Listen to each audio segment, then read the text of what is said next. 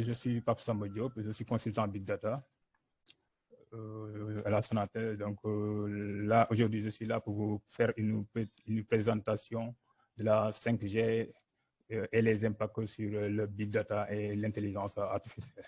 Donc tout d'abord, je voudrais bien remercier à tous les organisateurs de Bantou, particulièrement à Moustapha pour l'invitation. Donc c'est une opportunité de partager avec tout le monde, tout le Sénégal, toute l'Afrique, tout le monde,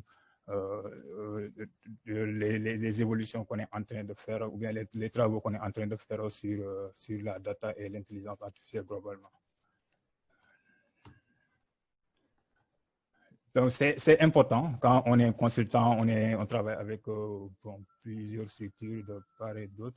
Donc, il est important de rappeler quelques principes pour éviter quelques amalgames et, disons, quelques incompréhensions. Donc, tout ce qui sera présenté ici et dit ici, donc, ça n'engage qu'à moi. Donc, c'est ça.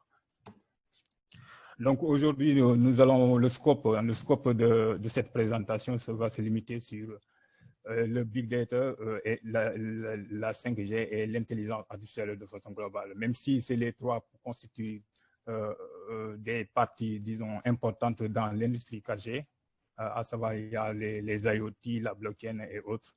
Donc le scope, c'est très important de définir le scope sur ça. Donc, nous allons parler aussi aujourd'hui des impacts et opportunités de la 5G sur le Big Data et l'IA en tant que tel. Donc, c'est quoi d'abord la 5G? La 5G, donc, c'est la 5e génération de la communication mobile, simplement. Donc, pour mieux comprendre la 5G, donc, et le pourquoi de la 5G, on va partir peut-être de son évolution jusqu'à aujourd'hui, qu'on a le besoin d'avoir une nouvelle technologie.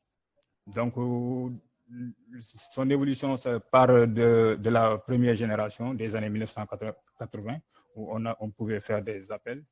Après, on a la deuxième génération de communication mobile, où on pouvait envoyer et recevoir des SMS des années 1990.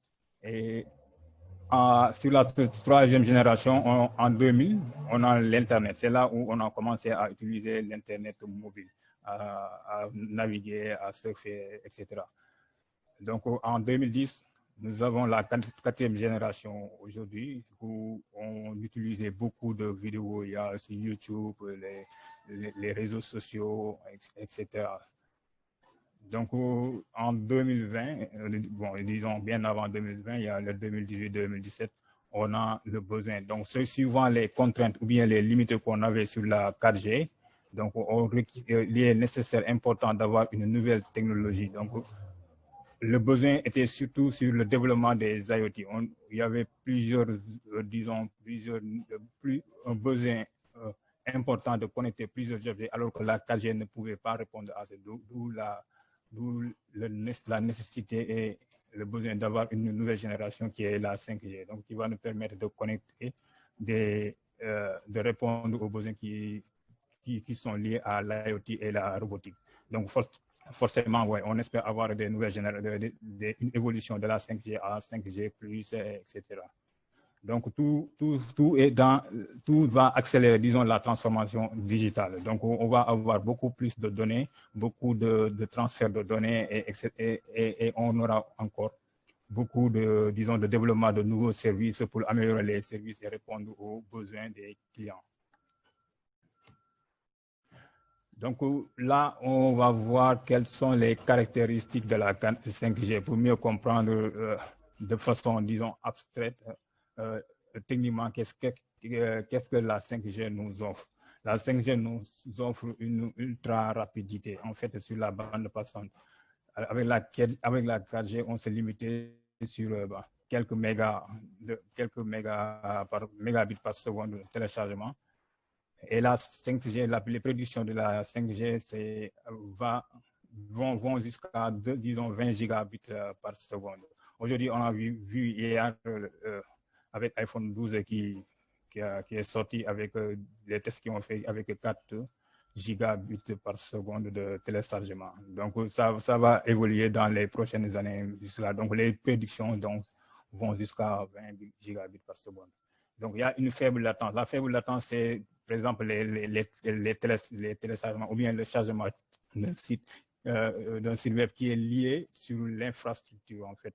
Aujourd'hui, on note avec la 4G une latence de, disons, de 200 millisecondes, qui est peut-être n'est rien par rapport à qui n'est pas, disons, petit par rapport aux besoins humains, mais sur certaines applications, c'est une grande faiblesse d'avoir une latence de 200 millisecondes. Donc, les prédictions sur la 5G, c'est avoir jusqu'à 5 millisecondes de latence.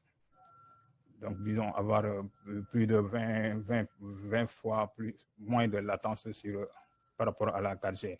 Donc, la 5G va aussi nous permettre à connecter plusieurs terminaux. Donc, avec l'explosion des IoT, donc des terminaux, donc, on va pouvoir connecter, par exemple, plus d'1 million d'objets connectés sur le kilomètre carré. Donc, ça va faire donc, un grand avantage pour tout ce qui est, disons, les villes connectées, les villes intelligentes, les maisons connectées, etc.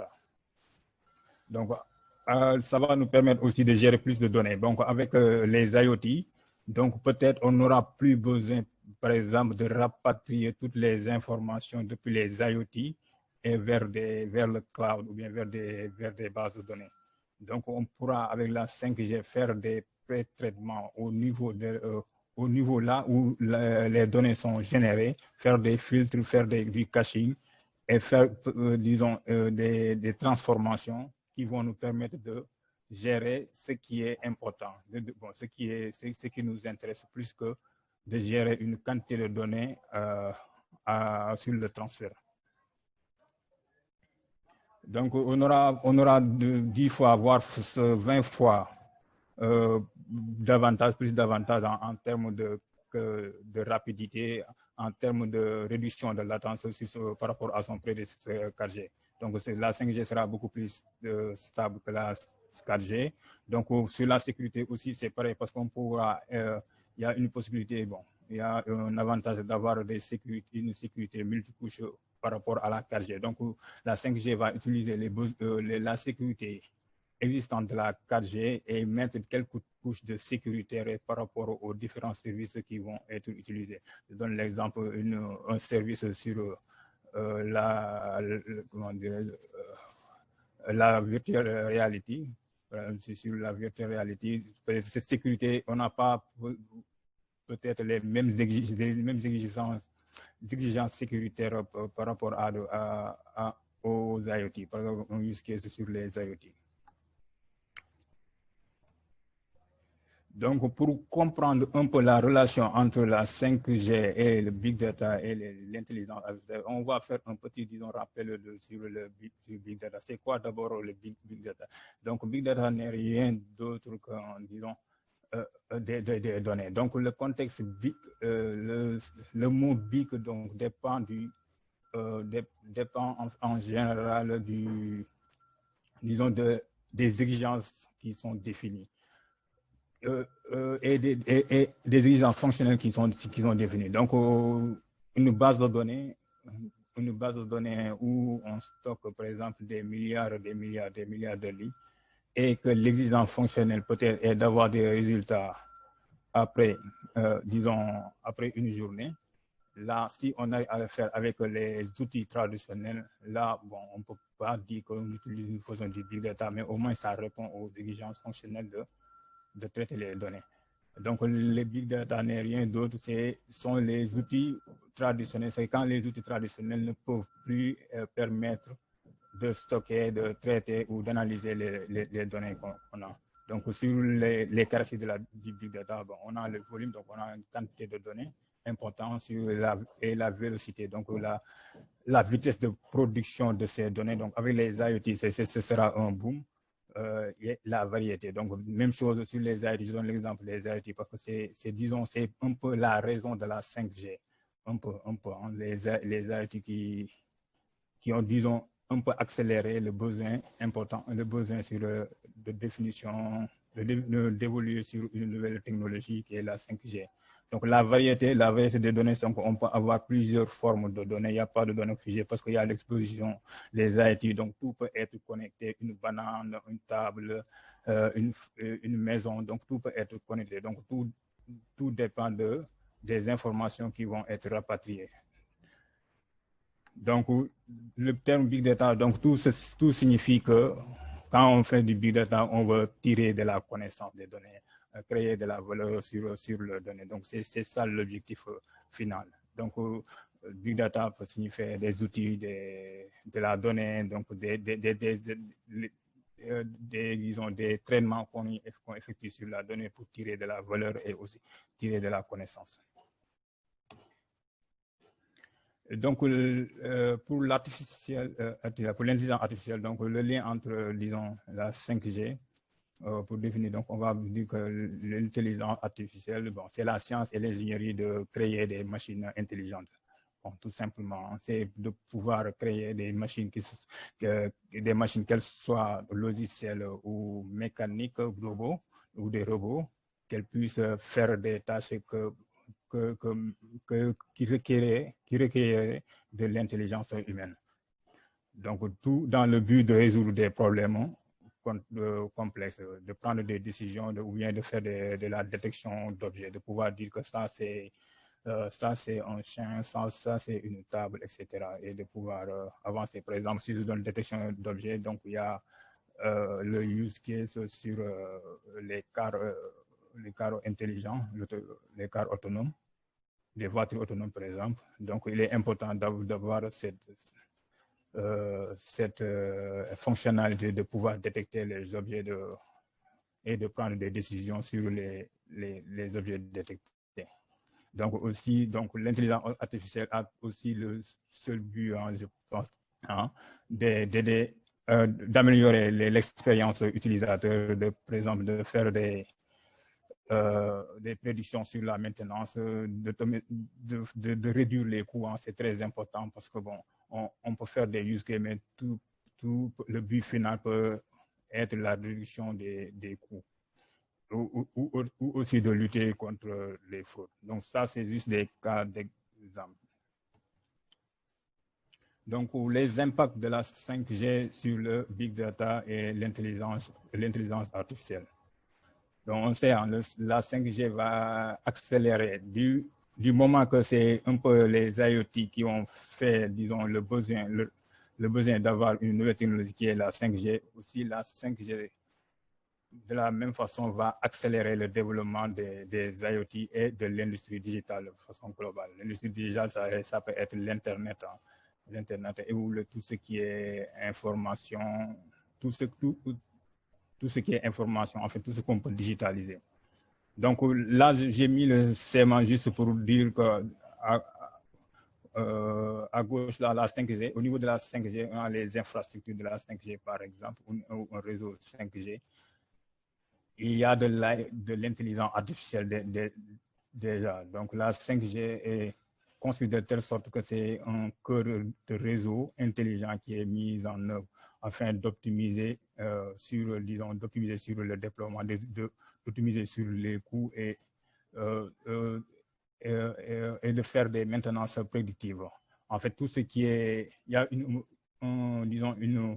intelligence qui est derrière la 5G et tout, c'est drivé aussi par l'IoT. Donc, il y a des capteurs qui sont assez sur les infrastructures 5G qui vont rapatrier les mêmes informations à travers les objets connectés et des traitements ou bien de l'intelligence artificielle, de l'analytique pourront être effectués pour rendre la 5G, la machine 5G, l'infrastructure 5G intelligente. Donc, il y a au milieu les IoT. Donc, la 5G va faire va accélérer le développement des IoT qui, par la suite, vont créer beaucoup plus de données, beaucoup plus de transferts de données. Il y a aussi, si je prends l'Internet, l'industrie Internet, on aura plus d'utilisateurs, de données utilisateurs, plus de machines qui vont générer des données, plus de vidéos, plus d'interactions, des signaux sur les réseaux sociaux. Donc, et ça, il y a déjà, hein, là, donc, il y a déjà l'intelligence artificielle sur tout ça, mais avec la 5G, on aura plus de données, donc il y aura plus de, disons, de, de use case ou bien de fonctionnalités qu'on pourrait développer sur, sur la donnée générée. Donc, c'est pour dire, hein, c'est l'intelligence artificielle est partout. L'intelligence artificielle est partout, hein, est partout là où de la chaîne end-to-end depuis la génération, depuis les infrastructures jusqu'à la génération des données. 5G revolution is not 5G. En fait, là, c'est pour dire que, bon, il y a une révolution. Certes, la 5G est une révolution technologique, mais toute cette révolution est venue de les contraintes qu'on avait sur la 4G. Donc, c'était pas, disons, une invention qui, donc, elle n'est pas sortie de rien. Donc, c'était par des contraintes qu'on avait le besoin, avec le besoin de connecter des milliards des objets que la solution 4G qui ne pouvait pas faire, donc la 5G est sortie. Donc, c'est très important. Les contraintes nous permettent disons, d'être beaucoup plus innovants, nous permettent d'avoir des évolutions sur des solutions qui sont existantes. Donc, la vraie révolution, hein, la question est aussi, par exemple, bon, on dit que bon, avec la 5G, il y a des mots qui sortent. Bon, on peut télécharger un film de Netflix en 1 seconde, mais ça, est-ce que c'est vraiment une révolution qu'on attend, quoi? Quel est l'impact sur, disons, la révolution humaine ou sur l'évolution humaine? Si on peut télécharger un film de Netflix en 1 seconde. Bon, le fait d'avoir une latence réduite à 10 fois, par exemple. Aujourd'hui, on a, disons, 20 millisecondes, on a 200 millisecondes qui n'est rien, hein, qui n'est, disons, moins 5, c'est moins d'une seconde, quoi, moins 5 fois d'une seconde. Et qu'est-ce qu'on a à gagner si on a 5 millisecondes sur la navigation d'un site web? Certes, mais est-ce que ça, c'est vraiment une révolution? Ce sont des questions qu'on peut se poser, quoi. Donc, pour moi, c'est une perception, peut-être personnelle, je dirais, hein, que bon, les vraies révolutions de la 5G sortiront des use cases, hein, et en l'occurrence sur les use cases, sur la data, l'intelligence artificielle, sur l'IoT, sur la réalité augmentée, sur la réalité virtuelle ou bien sur le mix réalité. Donc, en fait, c'est ça ou d'autres, hein, ça peut sortir sur la blockchain, etc. Mais même, je pense que les vrais use cases peut-être vont sortir une fois qu'on aura un stade bien avancé de la 5G. Bon, les opportunités de la 5G, hein, pour les telcos. Bon, j'ai pris les telcos, bon, ils sont, disons, un acteur principal, hein, même si la 5G, n'importe qui, hein, ou bien n'importe quelle structure peut installer son réseau de 5G. Donc, les telcos, disons, les telcos sont des acteurs, disons, principaux de la 5G pour son adoption. Donc, pour les telcos, hein, par rapport à la 5G, par rapport à la 4G, il y a l'avantage de la 5G, c'est qu'il y a virtualisation de l'infrastructure et des services. Donc, le fait de cloudifier, de transformer son infrastructure à une façon cloud permet d'être beaucoup plus agile sur le déploiement, sur l'automatisation, sur même la gestion de la sécurité. Parce que donc, tout va être, disons, logiciel, en fait. Donc, le fait de prendre une infrastructure, c'est comme, je donne un exemple, hein, peut-être que tout le monde connaît, un exemple banal. On a notre machine, notre PC, on met des VM. On voit qu'il y a beaucoup plus de... On a une machine Windows, un PC Windows, on met des VM, on peut mettre du Linux, on peut mettre du Ubuntu, on peut mettre du Red Hat, etc. Quoi. Ça offre beaucoup d'avantages. Donc, si par analogie, je ferai l'analogie, en fait, la comparaison par rapport à la 4G et la 5G, c'est ça, quoi. On a une machine et on installe des machines virtuelles. En fait, ça nous offre beaucoup plus de possibilités et beaucoup plus de scalabilité. Ça, par exemple, si on va mettre une deuxième VM où on va faire juste du développement web, où on va faire du big data, ça, c'est beaucoup plus facile. Donc aussi, ça nous permet d'optimiser. Hein. Quand on sait que bon, cette VM qu'on a mise en disposition pour une chose, on n'a plus besoin, on peut l'éteindre ou bien on peut, disons, mettre cette VM en veille. Donc, c'est par, disons, métaphore, hein, c'est la comparaison que j'ai faite de la 5G par rapport à la 4G. Donc, il y a plusieurs use cases qu'on peut tirer à partir de la 5G. Ce sont toujours, en général, ce sont les mêmes use cases qu'on a sur la 4G. Mais l'avantage, c'est qu'on aura beaucoup plus de possibilités parce qu'on aura beaucoup plus de données. On peut enrichir davantage ces use cases par d'autres données, d'autres sources de données. C'est ça qui va faire, disons, la différence par rapport à la 4G. Mais en général, ce sont les mêmes use cases qui vont. Donc, il y a les use cases d'optimisation du réseau, par exemple, les systèmes de recommandation qu'on peut faire sur les services telco. L'analyse de sentiments, que tout le monde connaît, hein, mais aussi on arrive à tirer, par exemple, avec la 5G, on a l'IoT, on a l'IoT, un utilisateur qui a, disons, sa maison connectée, on peut mettre ces informations disons, on peut enrichir ces informations sur l'IoT aux informations telco, par exemple, pour lui offrir d'autres services. Donc, l'optimisation des prix, toujours avec l'IoT, on peut optimiser, on peut faire des optimisations sur le prix, sur les coûts.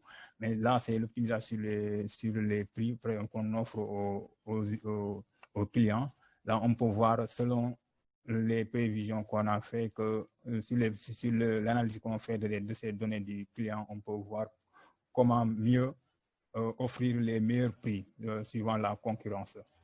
Donc, l'analyse des données à temps réel, la détection de fraude. Donc, tout ça, ce sont des use cases qui seront là, mais qui seront, disons, qui sont déjà là, hein, qui sont déjà là sur les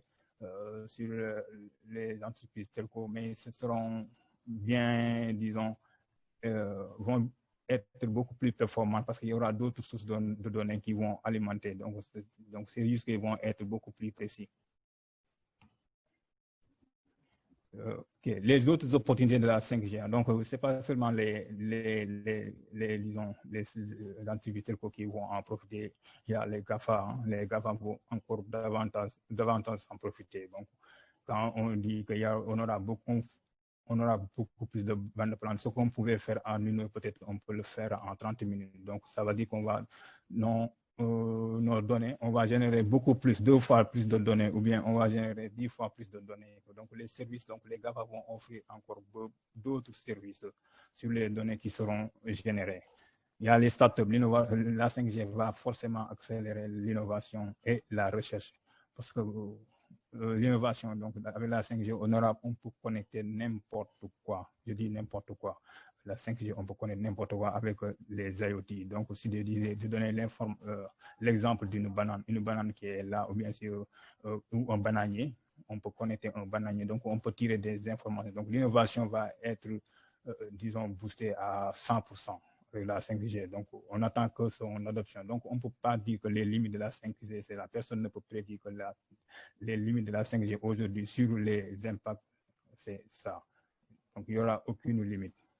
Donc, l'industrie de l'Internet aussi va aider. Donc, les gens vont encore créer beaucoup plus de services Internet, que ce soit les GAFA ou bien des startups ou bien des entreprises vont créer encore beaucoup plus parce qu'il y aura plus de facilité de naviguer, il y a une grande bande passante.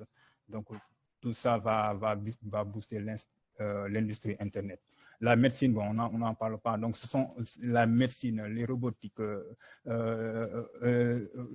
les self-driving cars. En fait, ce sont des, disons, des use cases qui nécessitent vraiment de la 5G. Par exemple, la médecine, on peut faire la 4G, mais on aura une latence. On ne pourra pas faire tout. En fait, les opportunités seront limitées pour faire des opérations de médecine avec la 4G. Mais avec la 5G, on peut élargir ces possibilités et faire beaucoup plus. Donc, sur les robotiques, donc ça dépend des use cases, parce qu'il y a des use cases, peut-être sur la robotique, on pouvait faire donc, il y avait la latence peut-être de 200 millisecondes qui suffisait avec la 4G, mais il y a certains use cases qui requieraient d'avoir des latences à temps réel, quoi. Je disais que sans latence, quoi. Donc 5 millisecondes, si on a 5 millisecondes de latence, donc c'est presque, on a beaucoup plus de possibilités. Donc sur les self-driving cars, donc n'en parlons pas, hein. Donc il y a un risque. Donc moins de latence sur les self-driving cars, donc c'est bon parce qu'on a besoin du temps réel. La voiture autonome qui est remplie de personnes a besoin, disons, d'informations très nettes, rapides pour prendre des décisions rapides. Donc la réalité virtuelle, la réalité augmentée, le mix réalité, en fait tout ça sont des use cases qui vont bénéficier de la bande passante qu'offre la 5G. Et c'est même use case, qu'il s'agit de virtual réalité, augmentée réalité, mixed reality, robotique, self-driving car, tous ces use cases peuvent créer d'autres opportunités. Par exemple, sur la réalité augmentée, par exemple, il y aura peut-être d'autres opportunités sur les sites web, etc. Le smart city, donc tout le monde va avoir des villes intelligentes, des maisons intelligentes, de pouvoir être présent sans être présent à la maison, de pouvoir prendre des décisions, de faire des actions qui sont, disons, mécaniques ou autonomes qu'on peut déléguer à nos téléphones. Donc c'est ça. Donc les opportunités sont larges et nombreuses. Donc là, sur cette partie, j'ai mis challenge et perspective. Donc, bon, il y a challenge, donc il y a, bon, je ne dirais pas certain, mais suivant la faible adoption aujourd'hui de la 5G, certaines peut-être vont se dire, donc j'attends de voir les vrais résultats pour y aller. Donc, parce que bon, il y a la 5G, il y a un investissement lourd. Donc, si j'investis aujourd'hui, c'est peut-être ça va prendre beaucoup de temps pour avoir un retour sur investissement. Donc, il y a la concurrence aussi. Il y a un dilemme entre investir aujourd'hui aussi. Il y a le concurrent qui est là, qui peut investir et te disrupter en quelque sorte. Donc, tout ça, il y a des challenges en fait. Il y a des problématiques sur ça. Donc, les impacts, il y a aussi des questions qui se posent sur les impacts sur la santé et sur l'environnement de la 5G. Donc, tout ça, ce sont des questions qui nécessitent peut-être, bon, comme toute technologie, hein, au début, il y aura forcément peut-être des impacts négatifs, mais bon, je pense qu'il y aura comme toute technologie, mais toute technologie est appelée à évoluer, quoi, à évoluer, à s'améliorer. Donc, de tout ce qui est impact négatif doit être réduit à l'objectif 100%. Donc, les challenges de la sécurité, sur la sécurité aussi. Donc, il y a, sur la sécurité, bon, c'est pas tout le monde qui va dire que, bon, je vais mettre la 5G parce que, bon, c'est dangereux, par exemple, sur la médecine ou bien sur les, il y a, comment dirais-je, sur les, par exemple, une entreprise peut dire que, bon, je vais pas mettre des aides, je vais pas connecter parce qu'il y a un risque de connecter, parce que le risque, c'est même pas la sécurité logicielle, mais ça peut provenir de la sécurité physique même de l'objet. Une fois qu'on a atteint l'objet, on peut le brider, par exemple, faire des courts-circuits et faire peut-être de l'espionnage d'entreprise.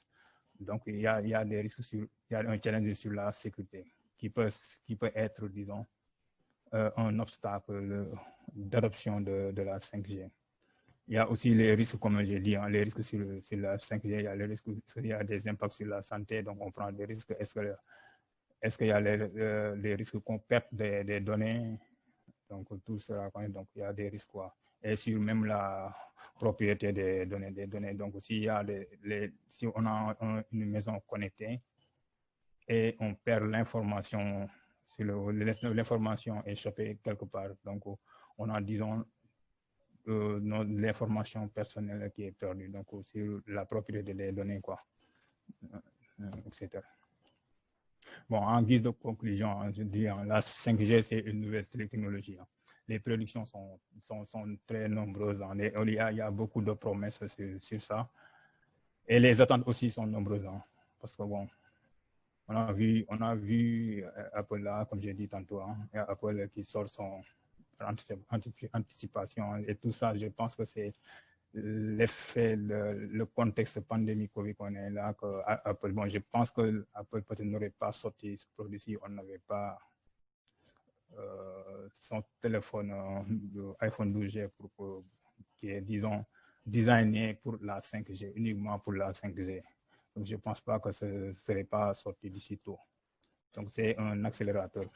Donc, comme je dis tantôt aussi, la 5G va accélérer le développement de l'IoT. Donc, tout ce qui est réalité virtuelle, réalité augmentée, donc les voitures autonomes, l'intelligence artificielle et surtout l'innovation. Pour moi, avec la 5G, l'innovation sera au cœur. Donc, on peut pas dire, il y aura forcément, je pense qu'il n'y aura pas forcément, mais je dis pas forcément, mais il y aura certainement des solutions qui vont sortir de l'ordinaire, qu'on n'avait même pas imaginé. Donc, je pense avec son adoption dans les deux, trois prochaines années, la 5G, nous commencerons à voir les véritables impacts. Les véritables impacts, on les verra lorsque son adoption est vraiment avancée, quoi. Donc, il est important pour nos gouvernements, nos entreprises de commencer si ce n'est pas déjà le cas, de commencer à se positionner sur d'abord, pour moi, l'éducation et la base, se former sur la 5G. Rien que avoir une compréhension, une connaissance et avoir compris les enjeux, les opportunités de la 5G nous permettrait de prendre beaucoup plus de décisions, de voir les prochains impacts et d'avoir une meilleure compréhension sur le futur de l'entreprise ou bien de l'État. Donc, il est important qu'on commence aussi à poser des stratégies concrètes adaptées au contexte local. On est au Sénégal, donc on ne va pas se prioriser sur la réalité virtuelle, peut-être, ou bien sur autre chose, ou bien sur les voitures autonomes. Peut-être, mais on peut voir sur ce qu'on a besoin pour notre contexte local. Qu'est-ce qu'on a besoin? Qu'est-ce qu'on peut faire pour utiliser la 5G pour l'évolution et la révolution humaine? Merci, Djeredjeff, pour votre attention. Oui, la question, elle est très pertinente. Pensez-vous de Osias Noël? Merci pour l'appréciation de la présentation. Bon, pensez-vous que la 5G est utile pour l'Afrique actuellement, vu son niveau actuel dans l'éthique? Oui, c'est ce que j'ai dit. Je pense que je l'ai mis en conclusion. Aujourd'hui, peut-être, on peut dire qu'il est peut-être prématuré pour nous. Je dis, pour nous, parce qu'il y a un très fort investissement sur la 5G et toutes les entreprises, par exemple, ne seront pas prêtes pour investir afin de tirer les bénéfices. Donc, au moins, on doit commencer à s'approprier de la technologie par des formations sur l'éducation afin de mieux avoir une vision sur les next steps. Les next steps, c'est comment adopter, quels sont les vrais besoins, quels sont les cas d'usage ou bien les besoins les besoins qu'on aura à répondre avec la 5G. En fait, c'est ça, quoi. Tout est une question. Tout commence par une stratégie. Et la stratégie, c'est d'abord de s'éduquer, de se former pour une meilleure compréhension. Ouais. Donc, je dis que c'est très utile pour l'Afrique et pour le monde entier. Et je pense que Moustapha l'a dit sur le keynote, la data que la 5G et la data sont deux choses qui seront liées, l'intelligence artificielle. Donc, l'Afrique doit être au centre de tout ça, de tout cet écosystème de data, d'intelligence artificielle, y compris la 5G, pour en tirer des bénéfices, toujours pour répondre aux problématiques locales.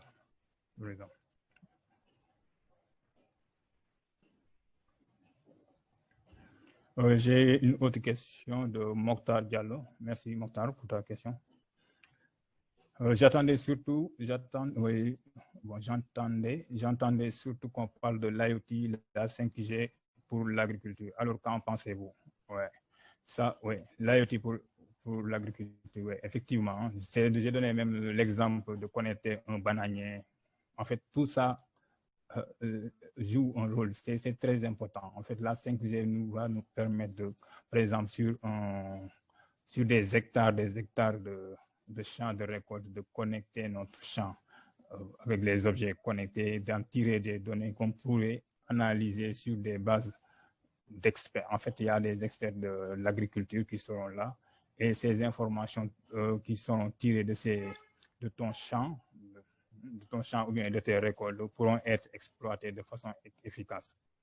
Donc, effectivement, ouais, là, on a besoin de la 5G, de l'IoT dans le domaine de l'agriculture. Ça va ne faire que booster l'agriculture. Merci pour la question.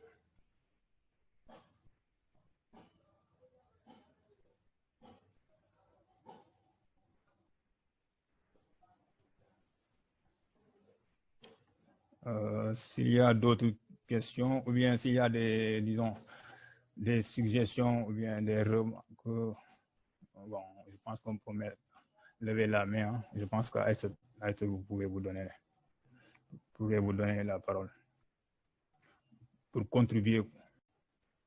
Ouais, il y a Aïssatou Paye. Merci Aïssatou. J'ai raté le début un peu, mais au sortir de cette présentation, je retiens que l'impact est réciproquement entre la 5G et l'intelligence artificielle. Et l'intelligence artificielle rend le réseau 5G better, côté network et device. 5G is making AI for experience better avec les débits plus élevés. Ouais, je pense que ouais, vous avez tout dit. Hein. Merci de la compréhension. C'est ça, hein, l'intelligence artificielle et la 5G sont deux choses, disons, deux technologies qui sont liées et sont liées pour tout ce qui va venir après. Donc, de la même façon que la 5G génère plus de données et il y a une intelligence au niveau de la 5G qui est indirectement ou directement drivée par l'intelligence artificielle. Donc, ce sont deux technologies ou deux domaines qui sont liés. Merci pour cette contribution. Où en est la Sonatel sur le développement de la 5G? C'est une question vraiment intéressante. J'aurais bien aimé pouvoir répondre hein, de façon claire et précise, mais honnêtement, je sais que, bon, comme toute entreprise, hein, je pense que la Sonatel est, comme je pense que le directeur l'a dit récemment, elle est dans les réflexions. Et d'ici 2 à 3 ans, et la Sonatel projette d'ici 2 à 3 ans de mettre la 5G. Donc, comme la Sonatel est une filiale d'Orange, donc tout ça, je pense que c'est en lien, quoi.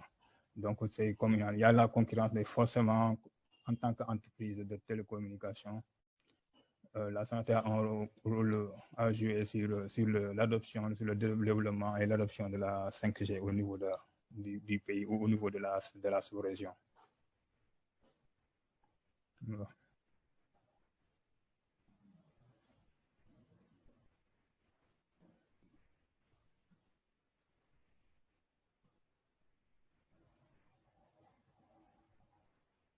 Je pense que j'ai répondu à toutes les questions. Si je n'ai pas répondu une des questions, je pense. Et surtout, c'est bon, je pense que j'ai répondu à toutes les questions. Si tu peux vérifier. Oui, il me semble que toutes les questions ont été répondues. Donc, merci encore une fois d'avoir participé à Big Data et l'IA. Donc, Pape Samba, tu as un dernier mot? Bon, merci à tous, comme je dis, merci à tous ceux qui sont connectés. Donc là, je suis disponible comme tout le monde sur les réseaux sociaux, je suis sur LinkedIn, Pape S. Diop et sur Twitter le plus souvent. Donc, on peut toujours échanger donc, sur d'autres questions, on peut toujours échanger. Donc, toute contribution, toute remarque est bienvenue, sont bienvenues. Merci encore et bonne journée.